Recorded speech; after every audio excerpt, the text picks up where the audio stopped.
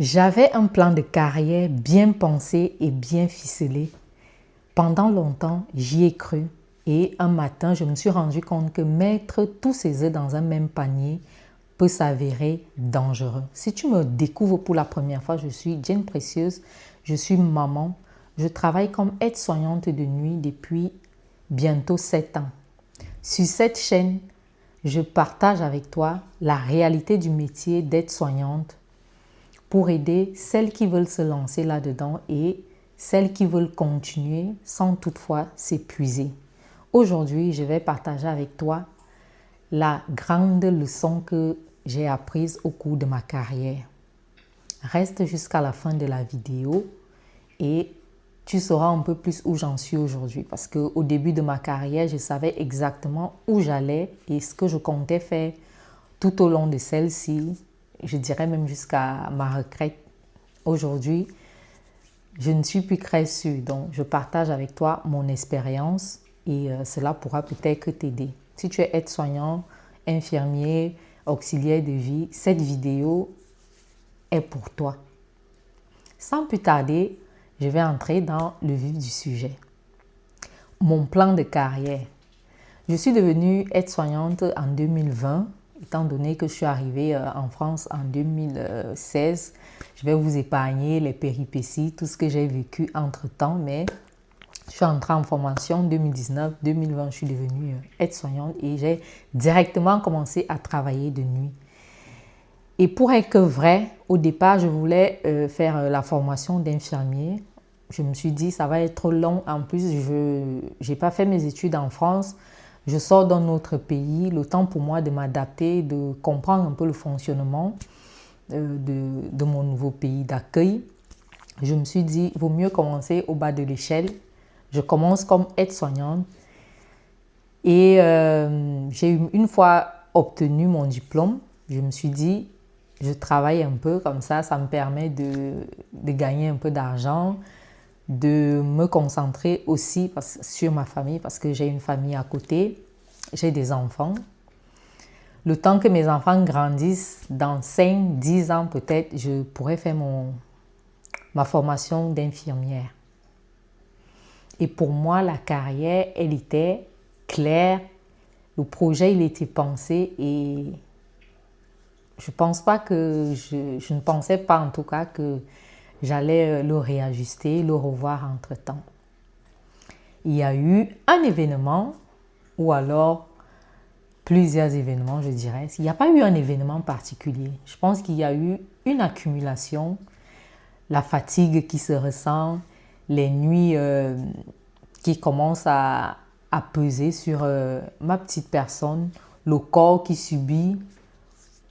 Et un jour, j'ai fait la rencontre du marketing relationnel. Je me suis dit, pourquoi ne pas faire autre chose à côté de mon travail? Je me suis lancée là-dedans. C'est en découvrant cette activité que je me suis rendu compte que je ne peux pas mettre tous mes œufs dans un même panier.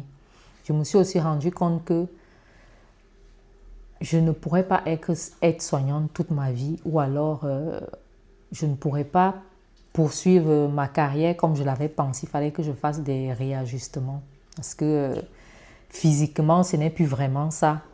Aujourd'hui, j'ai des douleurs partout. Présentement, je suis en arrêt parce que je me suis fait mal. Et quand tu vis des événements comme ça, tu es obligé de repenser les choses, de te dire, est-ce que le plan que j'avais au départ, c'est le bon plan? En fait, je voudrais que tu comprennes par là que ce n'est pas un événement particulier, c'est beaucoup de petites choses. Entre le travail qui n'est pas facile, l'accumulation des nuits, la famille, les collègues, bref, il y a beaucoup de choses qui rentrent en jeu et au fur et à mesure que tu vis ces événements-là, psychologiquement, ce n'est pas toujours évident, ce n'est pas facile. Et je me suis retrouvée à revoir mon plan de carrière. Aujourd'hui, j'aimerais me diriger plus vers quelque chose qui me ressemble. Je ne renie pas mon travail d'aide-soignante, je continue de travailler comme aide-soignante, mais j'ai envie de plus de liberté. C'est pour ça que j'ai d'ailleurs créé ma chaîne YouTube. Parce que je me suis dit, meuf, il va falloir que je continue d'apprendre. Là, j'apprends une nouvelle langue parce que c'est important pour moi. Je me forme aussi à côté dans d'autres projets.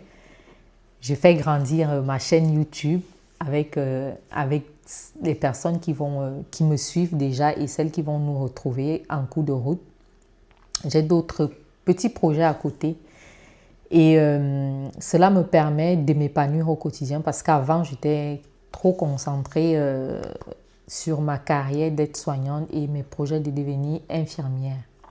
Je ne peux pas entrer dans les détails, mais le plus important est que tu comprennes que quand tu deviens aide-soignant, c'est un projet de vie, mais il peut arriver que le projet il soit réajusté, qu'il soit revu, sans toutefois trahir la personne que tu es ou alors le métier que tu as choisi. Aujourd'hui, je vois différemment les choses, mais ça ne veut pas dire que je vais arrêter du jour au lendemain à être la soignante que je suis. Je continue d'ailleurs de travailler, mais j'aspire à d'autres choses aujourd'hui. Alors, qu'est-ce que je pourrais te dire? Je pourrais te dire qu'il est important pour toi que tu ne t'enfermes pas dans ton métier. Que tu sois infirmier, aide-soignant, auxiliaire de vie. Ne t'enferme pas uniquement dans ton métier. Garde un esprit ouvert. Garde l'esprit de quelqu'un qui apprend. Reste curieux. Cela va te permettre de pouvoir plus t'épanouir. De ne pas mettre tes œufs dans un même panier, comme je l'ai dit en amont.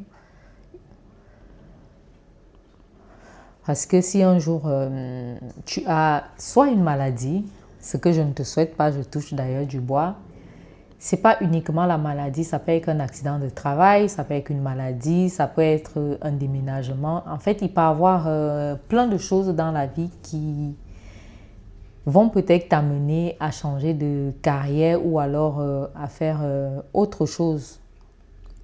Donc, il est important pour toi que tu gardes un esprit ouvert et de ne pas t'enfermer uniquement dans ton métier. Parce que je rencontre beaucoup de nos collègues qui ne vivent que dans le soin. Ils ne pensent qu'au soin. Parfois, même ils rentrent chez eux, ils n'arrivent pas à couper le cordon. Même à la maison, ils veulent tout le temps savoir ce qui se passe au boulot, qui est venu, qui n'est pas venu, comment ça s'est passé. En fait, quand tu t'enfermes dans ce milieu, tu n'arrives plus à voir tout ce qui se passe autour de toi. Il peut même y avoir des opportunités. À côté, tu ne te rendras pas compte parce que tu es enfermé dans un système où tu es employé, tu travailles pour quelqu'un, tu as ton salaire à la fin du mois, donc tu es dans ta zone de confort. Ce qui fait que tu ne penses pas à autre chose, tu ne penses pas à plus loin que ça. À côté de ça, je me suis aussi rendu compte que je n'avais pas une éducation financière. Aujourd'hui, je me forme aussi sur l'éducation financière. Comment améliorer ma gestion de l'argent parce que j'aspire, comme je l'ai dit, à la liberté. Quand tu n'es pas libre, tu ne peux pas faire ce que tu veux quand tu le veux. Surtout ceux qui sont en CDI. Le CDI, je ne vous dis pas de ne pas signer le CDI. Le CDI, c'est bien parce que tu as la sécurité de l'emploi. Tu as quelques avantages, mais tu restes dans un truc où tu es enfermé. Moi, aujourd'hui, j'aspire à avoir ma liberté, travailler quand j'ai envie de travailler, m'occuper de mes enfants, passer plus de temps de qualité avec ma famille, tout en ayant un rythme ou alors une qualité de vie assez normale ou alors une qualité de vie que je voudrais avoir. Je n'ai pas envie de m'enfermer dans mon travail, devenir aigri et ne plus pouvoir regarder ailleurs. En tout cas, ne faire que ça.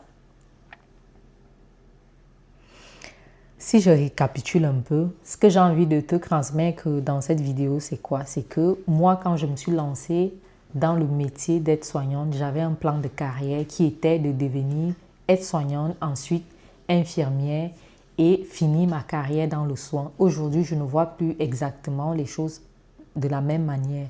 Aujourd'hui, je continue de travailler comme aide-soignante, mais à côté de ça, j'ai créé ma chaîne YouTube où je partage avec vous mes expériences en tant qu'aide-soignante. Et à côté, je me forme dans une nouvelle langue, j'apprends une nouvelle langue. J'apprends aussi à gérer mes finances. Je fais d'autres choses à côté, donc je ne suis pas uniquement aide-soignante. Au-delà de mon uniforme d'aide-soignante, je suis un être humain et j'aspire à beaucoup mieux que ce que je vis aujourd'hui.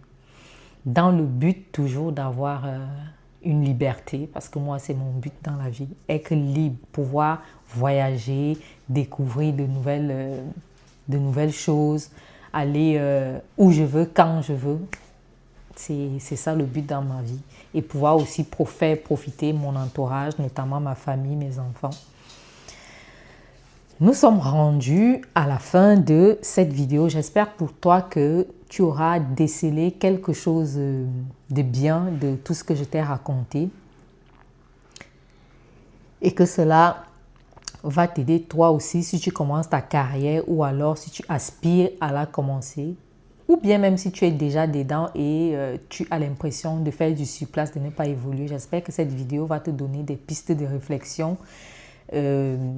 Voilà, nous sommes rendus à la fin. N'hésite pas à partager cette vidéo avec quelqu'un qui a l'impression de faire du surplace ou l'impression d'avoir fait le tour.